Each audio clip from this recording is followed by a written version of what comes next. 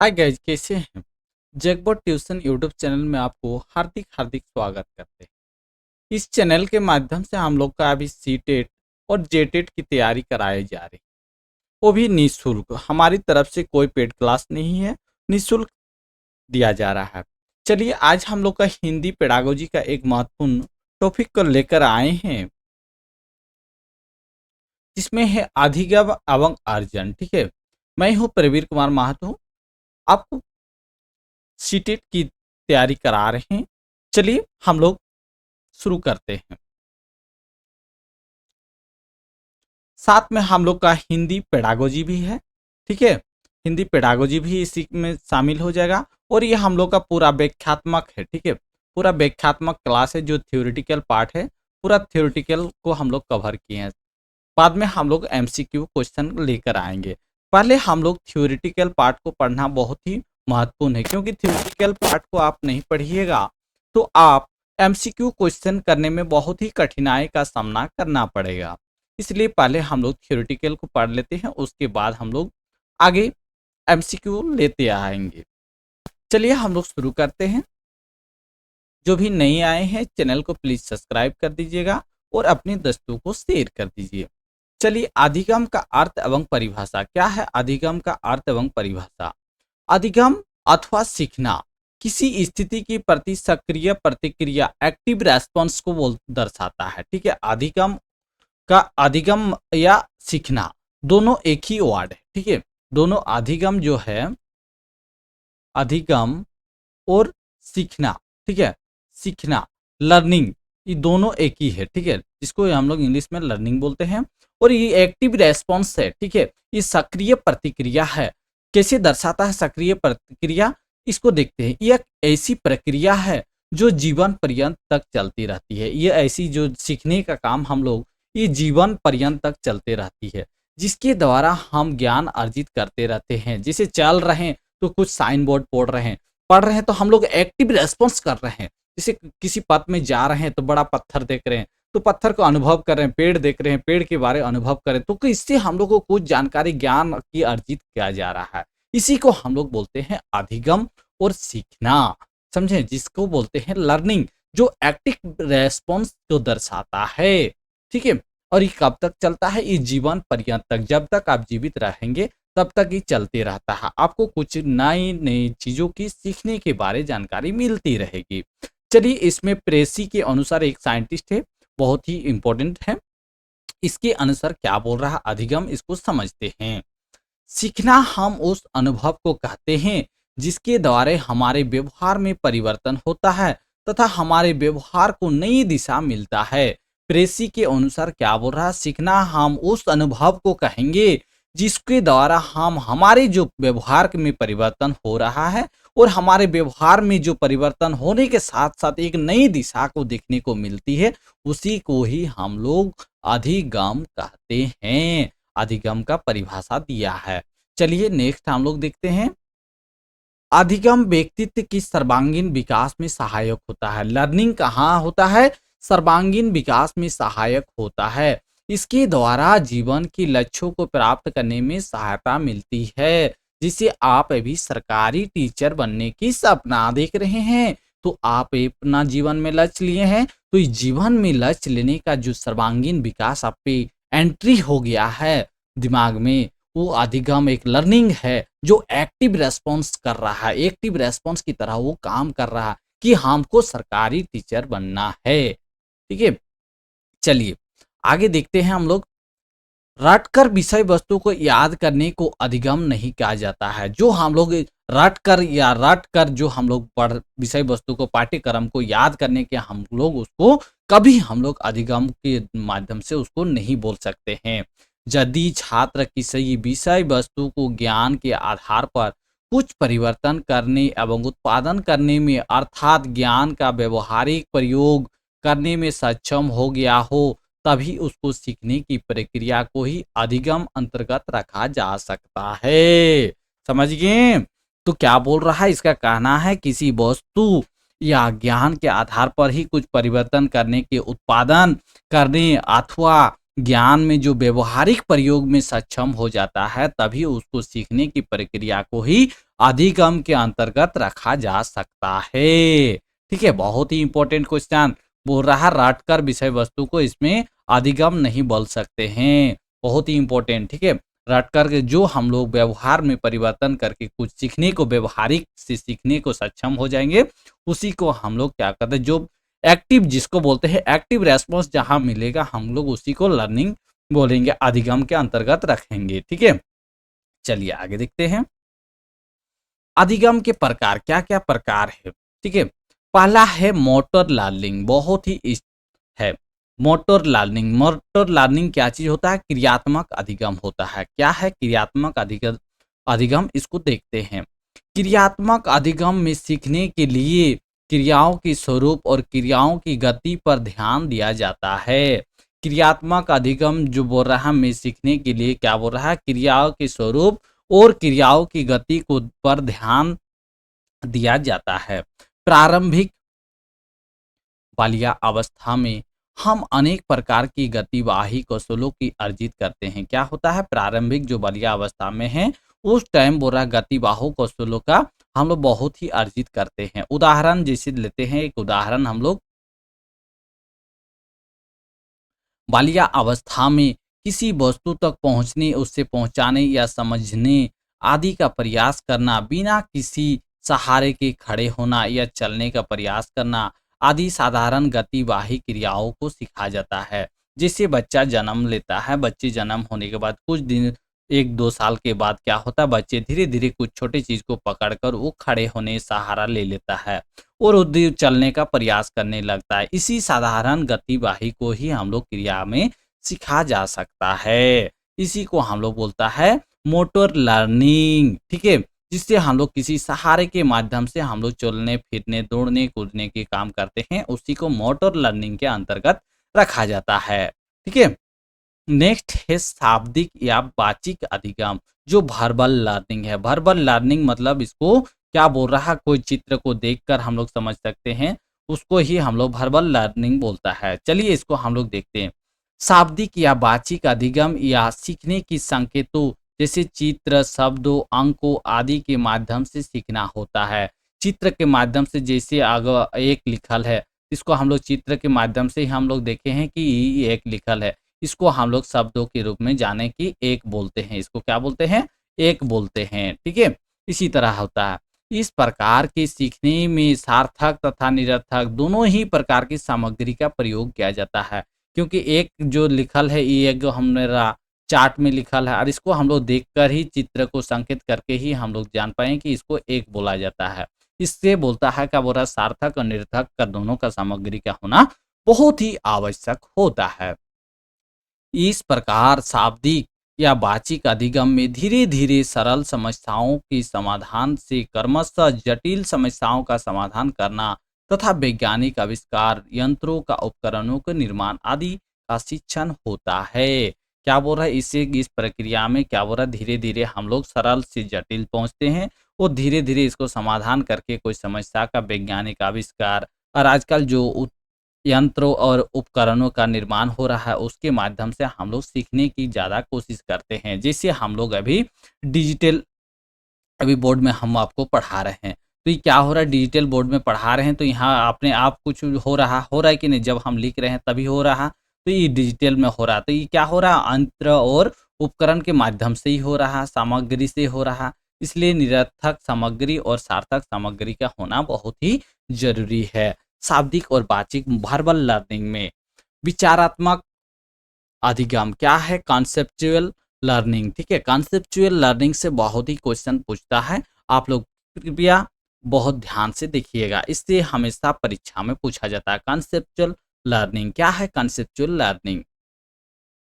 विचारात्मक अधिगम में व्यक्ति समाज में दैनिक जीवन भाव अनुभवों के देखकर या सुनकर उस पर विचार करके जो कुछ भी, ठीक है, जो कुछ भी सीखता है वह विचारात्मक अधिगम के अंतर्गत आता है। क्या बोल रहा, देखिए क्या बोल रहा है ये, कॉन्सेप्चुअल लर्निंग। कॉन्सेप्चुअल लर्निंग का मतलब होता है कि जो व्यक्ति समाज में दैनिक जीवन में हम लोग किसी चीज को देखकर या सुनकर उस पर विचार करके हम लोग कुछ भी सीखते हैं, वो क्या होता है, कॉन्सेप्चुअल लर्निंग में रखा जाता है। ठीक है, अधिगम में मनुष्य अपनी शारीरिक क्षमताओं को अपेक्षा मानसिक बौद्धिक क्षमताओं में प्रयोग करता है। ठीक है, क्या होता है, शारीरिक क्षमता की अपेक्षा उसमें बौद्धिक क्षमता में हम लोग प्रयोग करता है। किसको, कॉन्सेप्चुअल लर्निंग को। भाषा अधिगम और भाषा अर्जन में क्या है बताइए। भाषा अधिगम और भाषा अर्जन क्या है, इसको हम लोग चलते हैं समझते हैं। भाषा का तात्पर्य क्या होता है, इसको पहले जानते हैं।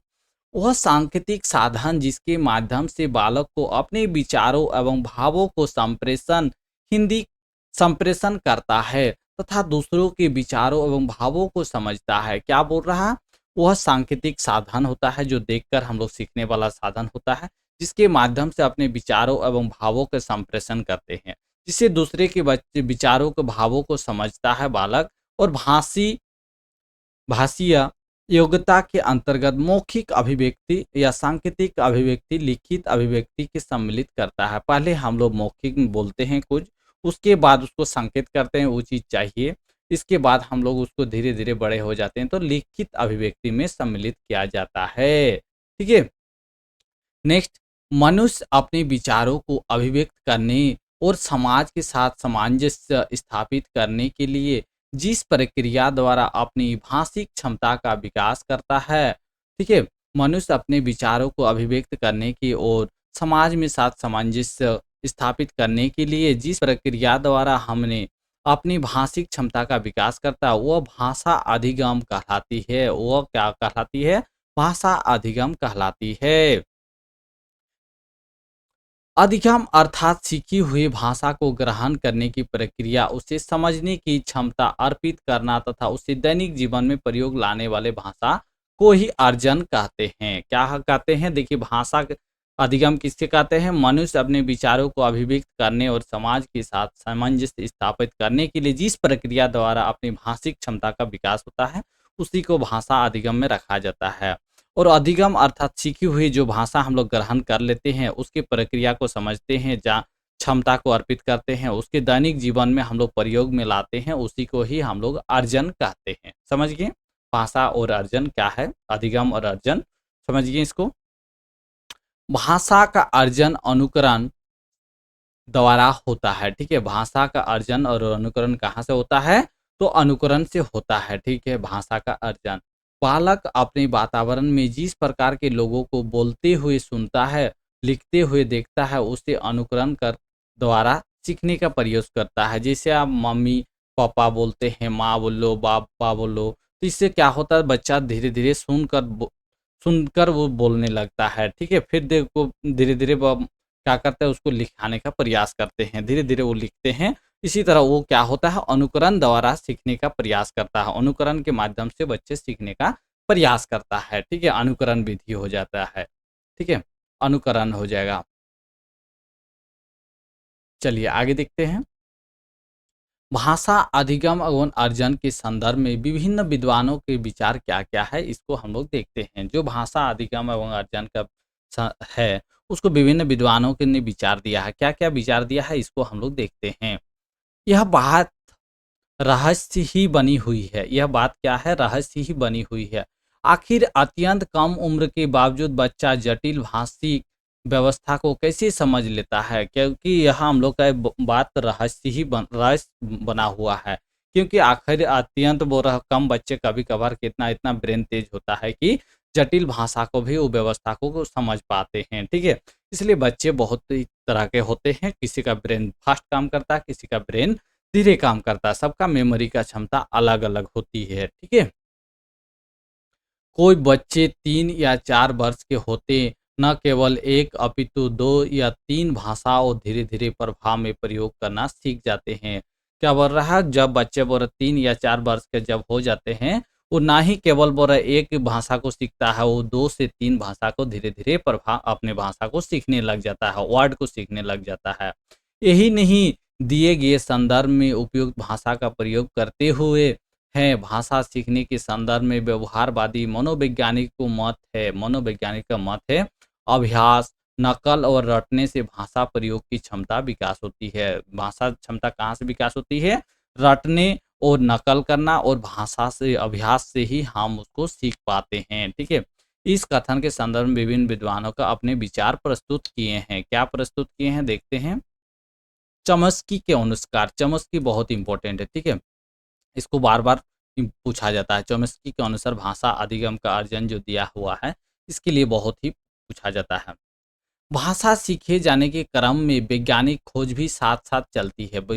चमस्की के आधार पर बोल रहा है, जो भाषा सीख जाते हैं उसके क्रम में वैज्ञानिक खोज भी साथ साथ चलती रहती है। इस अवधारणा को आंकड़ों के अवलोकन, वर्गीकरण, संकल्पना, निर्माण और उनका सत्यापन, अस्तित्व और इस धारणा को शिक्षा शास्त्र के क्षेत्र में महत्वपूर्ण योगदान लिया जा सकता है। ठीक है, चमस्की ने कहा रहा बोल रहा है, इस अवधारणा जो है आंकड़ों के माध्यम से हम लोग इसको अवलोकन कर सकते हैं, वर्गीकरण कर सकते हैं, संकल्पना निर्माण कर सकते हैं, उनका सत्यापन तथा असत्य का जांच भी कर सकते हैं। किसके माध्यम से? शिक्षा शास्त्र की पेडागोजी के माध्यम से उसको योगदान लिया जा सकता है। चॉम्स्की 1959 ने अपने review of Skinner's verbal behaviour द्वारा अपने मत को स्पष्ट करते हुए कहा कि बच्चों में भाषिक क्षमता जन्मजात होती है। बच्चों में भाषिक क्षमता क्या होता है? जन्मजात से होती है। किसमें बोला है? Review of Skinner verbal behaviour book ने बोला है। ठीक है, अपने मत का स्पष्ट कर दिया है। चॉम्स्की ने क्या बोला? बच्चों में जो भाषिक क्षमता हो वो जन्मजात से ही होती है। ठीक है, बहुत ही इंपॉर्टेंट क्वेश्चन है। हमेशा यहाँ से एक प्रश्न पूछा जाता है, इसलिए इसको बहुत ही इंपॉर्टेंट है, बार बार इसको देख लीजिएगा। ठीक है, पियाजे के अनुसार क्या है? पियाजे के अनुसार भाषा अन्य संज्ञानात्मक तंत्रों की भांति परिवेश के साथ साथ अंत क्रिया के माध्यम से ही विकसित होती है। भाषा अन्य संज्ञानात्मक तंत्रों की भांति बोल रहा, परिवेश के साथ साथ बोल रहा, अंत क्रिया के माध्यम से ही विकसित होती है। उनका मानना था कि सभी बच्चों संज्ञानात्मक विकास पूर्व operational, convert operational, formal operational चरणों से गुजरती है। क्या हो रहा? पियाजे के बोल रहा, भाषा अन्य संज्ञानात्मक तंत्रों की भांति ही प्रवेश के साथ होता है, अंत क्रिया के माध्यम से बोल रहा विकसित होती है। उनका मानना था कि सभी बच्चे संज्ञानात्मक विकास के पूर्व operational, convert operational, formal operational चरण से ही गुजरती है। ठीक है,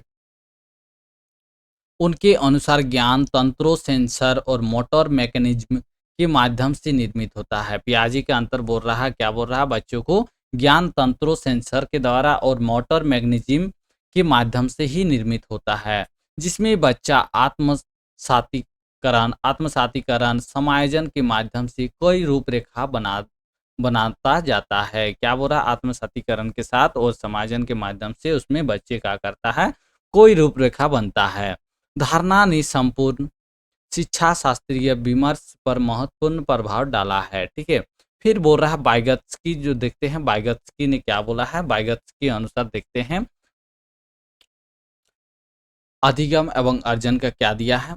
बच्चों की भाषा समाज के साथ संपर्क के ही परिणाम है। बच्चों के साथ जो बोल रहा समाज के साथ संपर्क का ही परिणाम है। क्या है?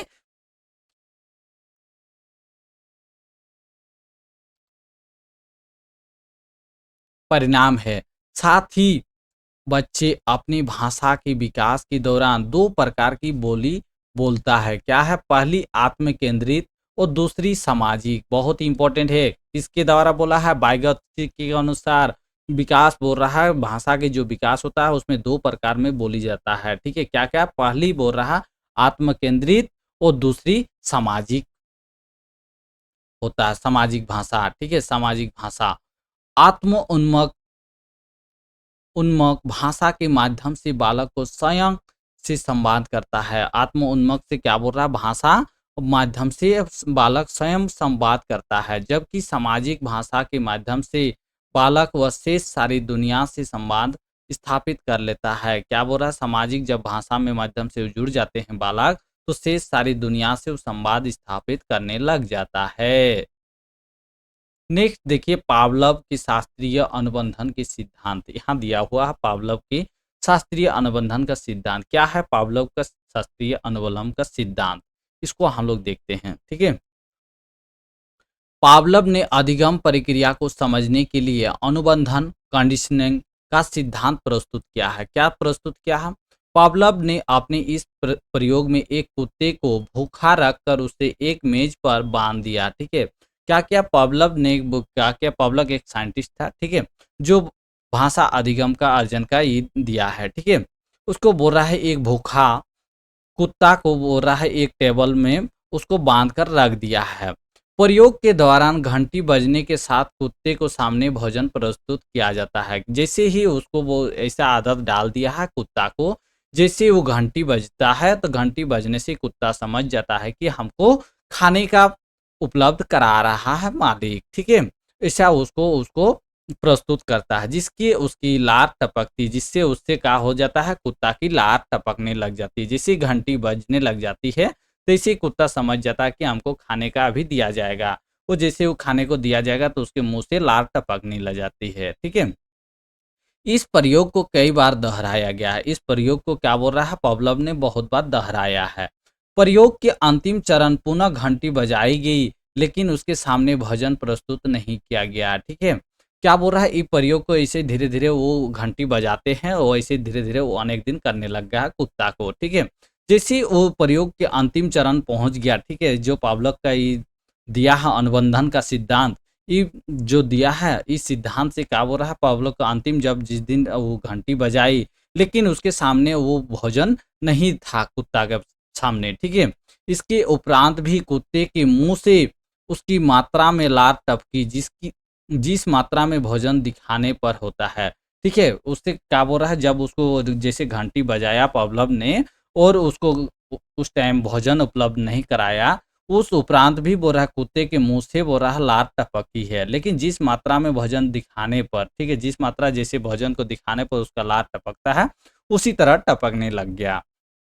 इस प्रयोग द्वारा उन्होंने यह सिद्ध करने का प्रयास किया कि मनुष्य जो प्रतिक्रिया प्राकृतिक उद्दीपन नेचुरल स्टिमुलस को देखकर प्रकट करता है, उसी स्वाभाविक प्रतिक्रिया को किसी कृत्रिम उद्दीपन आर्टिफिशियल स्टिमुलस के अनुबंधित करके भी प्राप्त किया जा सकता है, ठीक है। इसको क्या बोल रहा है? बोल रहा है देखकर जो मनुष्य सीखता है उसको स्वाभाविक प्रतिक्रिया करके भी कृत्रिम उद्दीपन से भी अनुबंध की करके प्राप्त किया जा सकता है, ठीक है। यही है। चलिए भाषा अधिगम और अर्जन को प्रभावित करने वाले कारक क्या क्या कारक है इसको समझते हैं, बहुत ही इंपॉर्टेंट है। कारक से हमेशा क्वेश्चन पूछा जाता है, कारक से, इसलिए इसको बहुत ही इंपॉर्टेंट रखिएगा। चलिए विद्यार्थी की भाषाएं अधिगम एवं अर्जन की विभिन्न सामाजिक और व्यक्तिगत परिस्थितियां प्रभावित करती हैं। क्या कहता है? विद्यार्थी की भाषाई अधिगम एवं अर्जन को विभिन्न सामाजिक और व्यक्तिगत परिस्थितियां प्रभावित करती है, जिनका वर्णन निम्नलिखित है। जिनका वर्णन क्या है? निम्नलिखित है। सामाजिक परिवेश परिसिद्ध मनोवैज्ञानिक वाइगोत्स्की का मत है कि, ठीक है, सामाजिक जो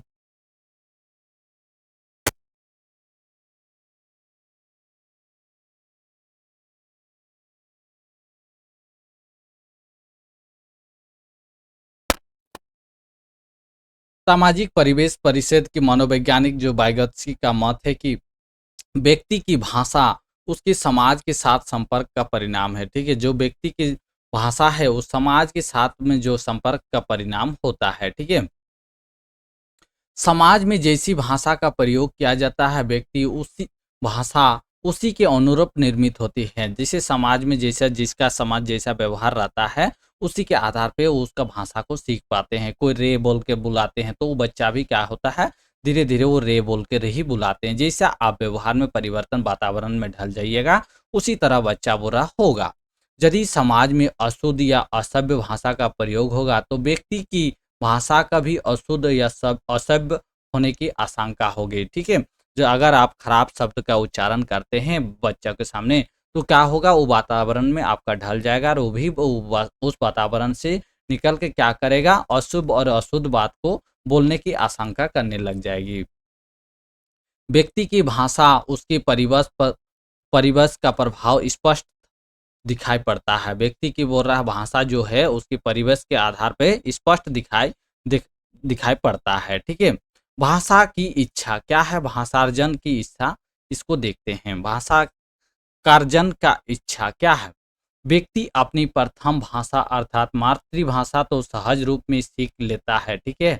व्यक्ति क्या होता है, प्रथम भाषा अपना परिवार से मातृभाषा सीखता है, ठीक है। कहाँ से सीखता है मातृभाषा? अपना परिवार से ही सीखता है। अपना पहला बालक का पहला स्कूल कहाँ हो गया? अपना परिवार हो गया, ठीक है।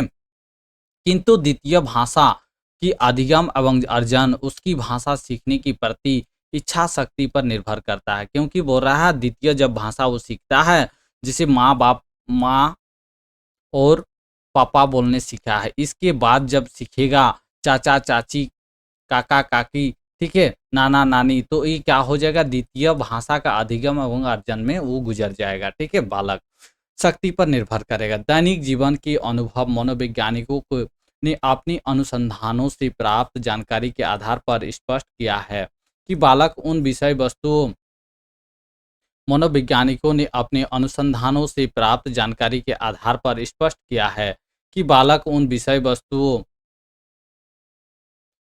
को शीघ्र सीख और समझ लेता है, शीघ्र ही सीख और समझ लेता है, जिससे दैनिक जीवन में उसका संबंध होता है, जिससे क्या होता है, दैनिक जीवन में उसका संबंध होने लगता है।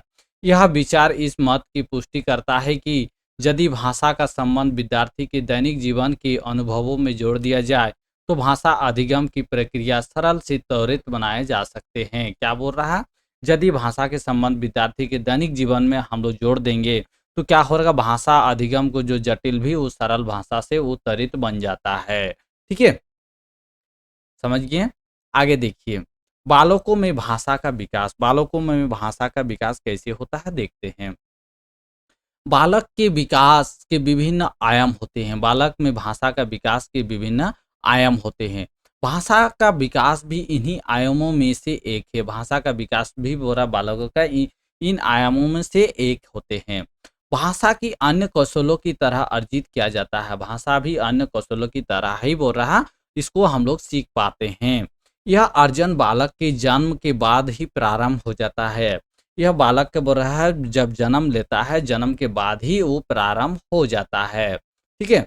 अनुकरण, वातावरण के साथ अनुक्रिया तथा शारीरिक, सामाजिक, मनोवैज्ञानिक आवश्यकताओं को की पूर्ति मांग इससे विशेष भूमिका निभाती है। क्या होता है, जैसे बच्चा जन्म लेता है, जन्म लेने के बाद ही प्रारंभ हो जाते ही उसको भाषा सीखने का, और वो अनुकरण, वातावरण के साथ अनुक्रिया तथा शारीरिक, सामाजिक, नैतिकता और मनोवैज्ञानिक आवश्यकताओं की पूर्ति की मांग इसे विशेष भूमिका में निभाती है, ठीक है। चलिए आगे देखिए, भाषा विकास की प्रारंभिक व्यवस्था क्या है। भाषा विकास की जो प्रारंभिक है स्टेज, इसको क्या है देखते हैं। इस अवस्था में एक प्रकार से बालक ध्यानात्मक संकेतों में युक्त भाषा को समझने और प्रयोग करने के लिए स्वयं को तैयार करता हुआ प्रतीत होता है। इस अवस्था में क्या होता है, एक प्रकार की बालक ध्यानात्मक और संकेतों के माध्यम से युक्त भाषा को समझने के लिए स्वयं को, अपने आप को तैयार करता है, ठीक है। जिसकी अभिव्यक्ति उनकी निम्न प्रकार से चेष्टाओं तथा क्रियाओं के रूप होते हैं। जिसकी अभिव्यक्ति उसके निम्न होते हैं, ठीक है। क्या क्या होते हैं, पहला पॉइंट देखते हैं।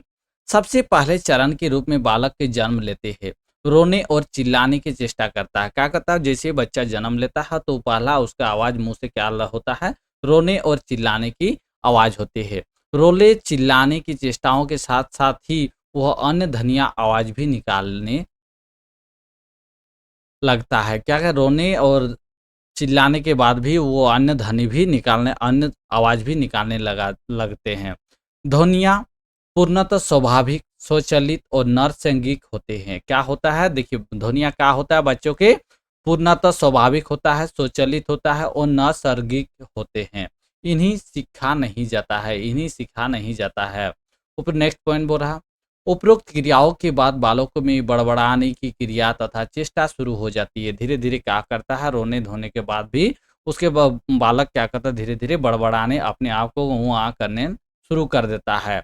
इस बड़बड़ाने के माध्यम से बालक का स्वर और व्यंजन ध्वनि के अभ्यास, स्वर और व्यंजन की ध्वनियों के अभ्यास का अवसर पाते हैं। क्या होता है, वो जैसे बच्चा धीरे धीरे बड़बड़ाने लग जाता है तो उसमें क्या होता है, स्वर और व्यंजन ध्वनि के अभ्यास का अवसर कर पाते हैं।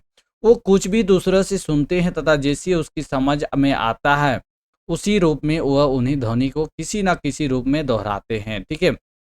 जैसे हो बच्चे कुछ ध्वनि सुन जाते हैं, तो क्या करता है उसी को भाषा में उसको नकल करने के लिए वो जैसे रूप में वो जिस तरह भी उच्चारण करते हैं उसी को दोहराते हैं।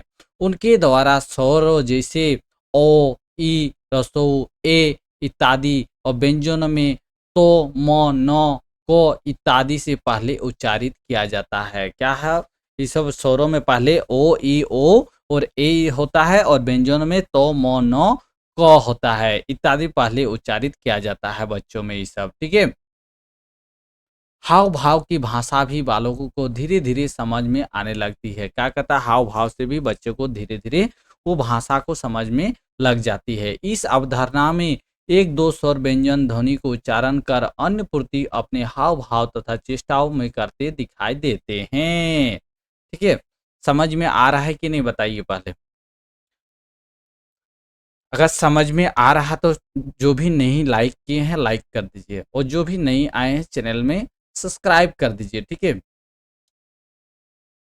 सब्सक्राइब कर दीजिए और आपको अध्यापक बनाने के लिए इस चैनल जैकबोर्ड ट्यूशन निःशुल्क है। कोई हमारी तरफ से पेड क्लास नहीं चलाते हैं, ठीक है। चलिए भाषा विकास की वास्तविक अवस्था क्या है, इसको भी हम लोग देखते हैं। वास्तविक अवस्था जो भाषा विकास का है ये क्या क्या है इसको हम लोग देखेंगे, ठीक है। प्रारंभिक अवस्था को भाषा सीखने के लिए तैयारी की अवस्था कहा जाता है। जो प्रारंभिक अवस्था में बच्चों को भाषा सीखते हैं वो क्या होता है, तैयारी की अवस्था कहा जा सकता है, ठीक है।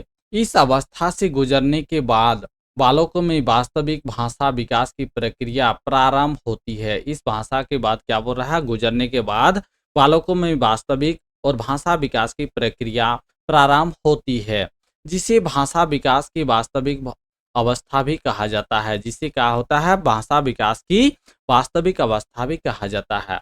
यह अवस्था बालकों के एक वर्ष का हो जाने अथवा उससे 1-2 माह पहले से ही शुरू हो जाती है। इस वास्तविक अवस्था से गुजरने के लिए बालक को कितना टाइम लगता है, 1 वर्ष का हो या उससे 1-2 माह पहले ही शुरू हो जाता है या 7, 8, 9 माह से ही शुरू हो जाता है इस अवस्था से, ठीक है।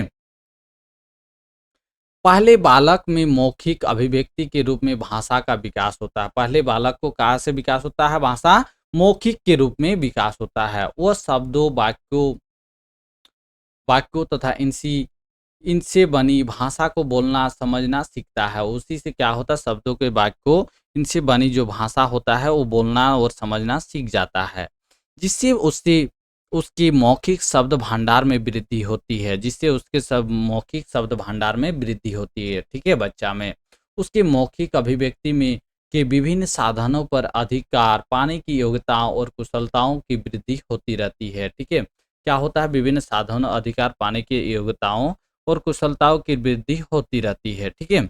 नेक्स्ट पॉइंट हम लोग देखते हैं। विद्यालय में प्रवेश करने तथा लिखित भाषा में शिक्षा ग्रहण करने के फलस्वरूप उसमें पढ़ने लिखने के संबंधी कुशलताओं का विकास भी प्रारंभ हो जाता है। जैसे विद्यालय में बच्चा प्रवेश कर जाता है, नामांकन हो जाता है, वो क्या करता है, लिखित भाषा के शिक्षा ग्रहण के रूप में वो उसमें पढ़ने लिखने के संबंधी वो कुशलताओं का विकास में प्रारंभ हो जाता है। इस प्रकार भाषा को मौखिक और लिखित रूपों में संबंधित विभिन्न कौशलों की अर्जन तथा विकास के धीरे धीरे उसके कदम बढ़ते जाते हैं और वह भाषा को विचार विनिमय साधन ही नहीं अपितु ज्ञान करने तथा शिक्षा ग्रहण करने का माध्यम बनाकर अपना सर्वांगीण विकास करने में पूरी तरह समर्थ हो जाते हैं। शब्द भंडार का विकास क्या है, शब्द भंडार जो भाषा अधिगम और अर्जन का है, जो शब्द भंडार का विकास बालकों में कैसे होते हैं इसको देखते हैं हम लोग, ठीक है।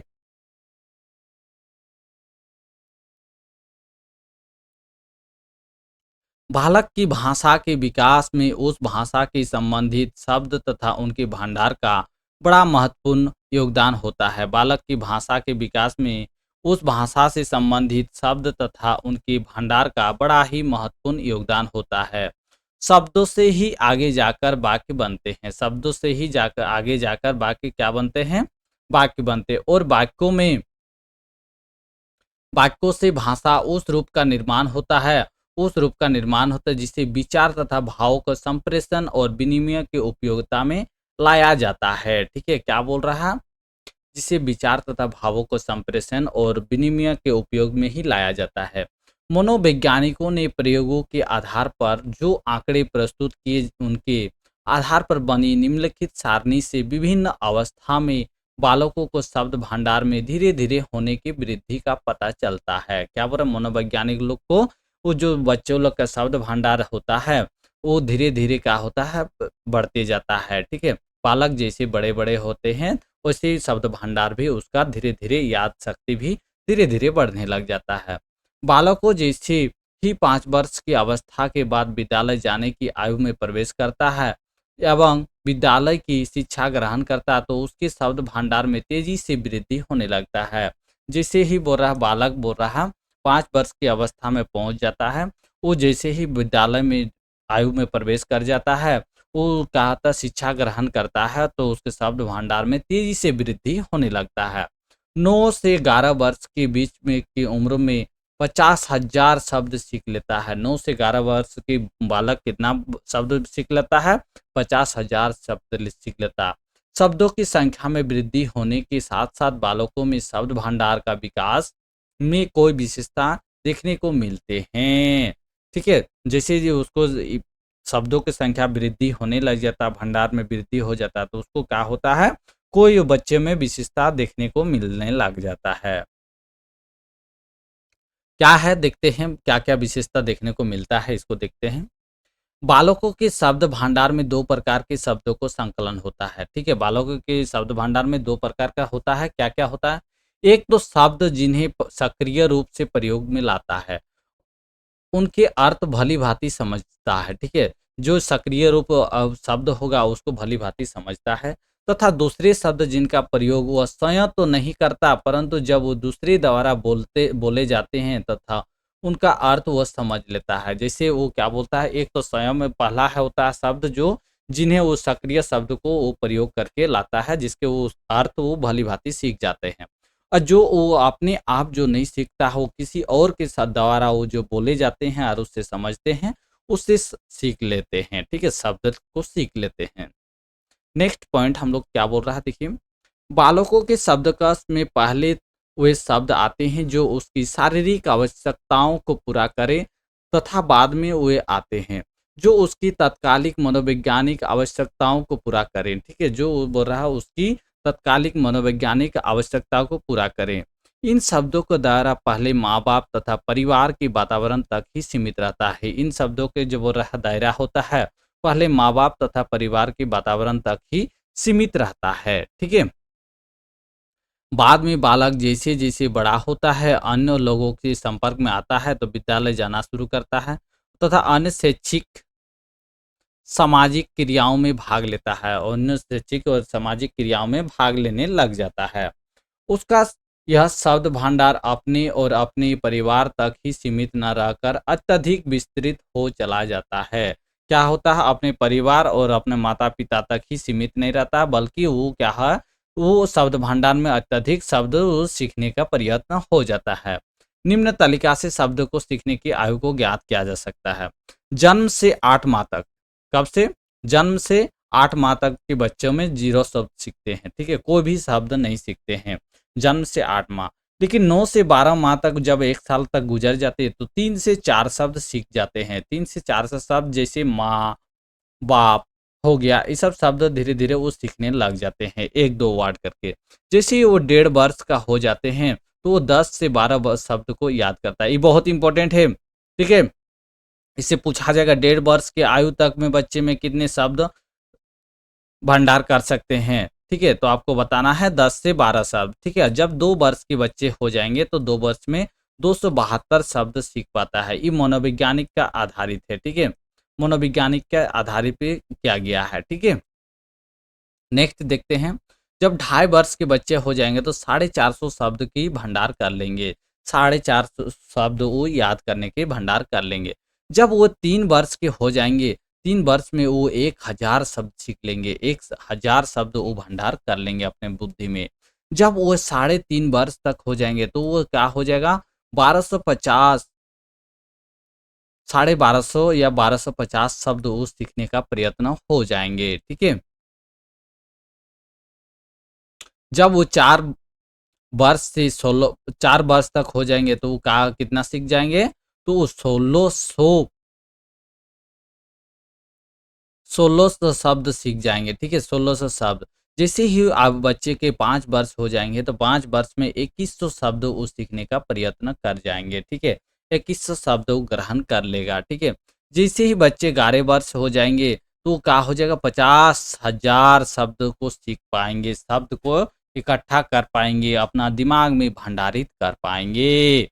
ठीक है, जैसे ही वो 14 वर्ष के बच्चे हो जाएंगे तो 14 वर्ष में 80,000 शब्द को सीख पाएंगे। 80,000 शब्द को ये मनोवैज्ञानिक ने एक आंकड़ों के आधार पर दिया है, जो 80,000 शब्द को वो सीख पाएंगे। ठीक है, जैसे वो 16 वर्ष से आगे निकल जाता है तो आगे जैसे निकल जाता है तो 1 लाख से भी अधिक शब्द को वो अपना दिमाग में भंडार शब्द कर सकते हैं। ठीक है, ये हम लोग का कुछ आंकड़ा था। ठीक है, तो यही था हम लोग का अधिगम एवं भाषा अर्जन। जो भी नए आए हैं चैनल को लाइक कर दीजिएगा, और नए आए हैं तो सब्सक्राइब कर दीजिएगा, और हम लोग का पीडीएफ आप लोग को टेलीग्राम चैनल में मिल जाएगा। चलिए आज के लिए इतना ही, फिर हम लोग नेक्स्ट में मिलते हैं नेक्स्ट क्लास में।